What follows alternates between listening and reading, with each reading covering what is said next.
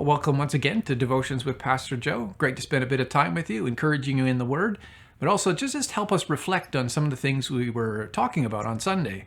I was preaching recently about how, this need to possess lots of things is kind of our way of feeling secure in the world, but it's bad for us, and we need to have our trust in God, which is why Jesus said in Luke 12:32, he said, "Fear not, little flock, for it is your Father's pleasure to give you the kingdom." What I love about what Jesus is teaching is he's not talking about his Father. I mean, even though it's the same Father, he's not trying to make it about him and his relationship. He's trying to convince you or us. So we are each in that same position that he's in. So your Father knows that you need things. Your Father is pleased to give you the kingdom. And this idea, this way of talking, is something that's found when Jesus is teaching about prayer.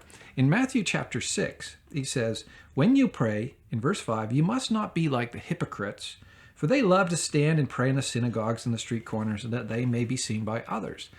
Oh, truly, I tell you, they receive their reward. But when you pray, just go into your room, shut the door, and pray to your Father who is in secret, and your Father sees in secret will reward you." You see, what Jesus is saying is sometimes we use prayer as a way to impress others.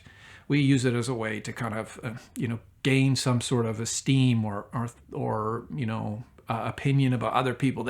We want to seem like we're really spiritual, really connected to God. But Jesus is saying you don't need to do that, because sonship with God is not a performance. It's something that you deeply know. So he says, just go into your room and just be on your own and talk to God privately. And then he says, when you pray, don't be like heap up the empty phrases as like the Gentiles do, because they think they'll be heard by their many words. You don't be like them, because your Father knows what you need before you ask him. Pray then like this, and then we're going to finish with that. But what Jesus is saying is, it's not an amount of kind of convincing God or twisting God's arm. When I hear a lot of people pray, I sometimes think, wow, that's sort of like a desperate prayer, a prayer based on maybe uncertainty, like we somehow have to make the case and convince God about the things that we need. But the truth is that, like Jesus is saying, God's already convinced. He's convinced of himself that he knows that we need him. He's already convinced of that, far more than we are.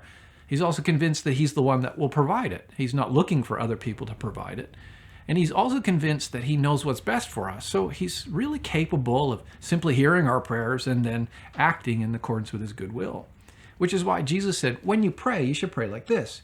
"Our Father who is in heaven, hallowed be your name. Your kingdom come, and your will be done, on earth as it is in heaven. Give us this day our daily bread, and forgive us our debts, as we also have forgiven our debtors. And lead us not into temptation, but deliver us from evil." And so Jesus is teaching us, when we really recognize that God's in charge and that he is our Father, then we get this real confident style of prayer.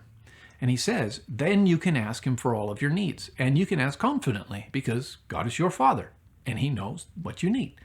And you also need to ask for those things before you even ask for your forgiveness, because he never wants us to think that we're earning them because we're good. It's not we never deserve it.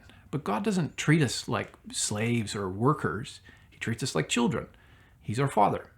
So put confidence in him today. Maybe you want to take that Lord's Prayer there, and why don't you pray it several times, thinking about each of the lines that are there.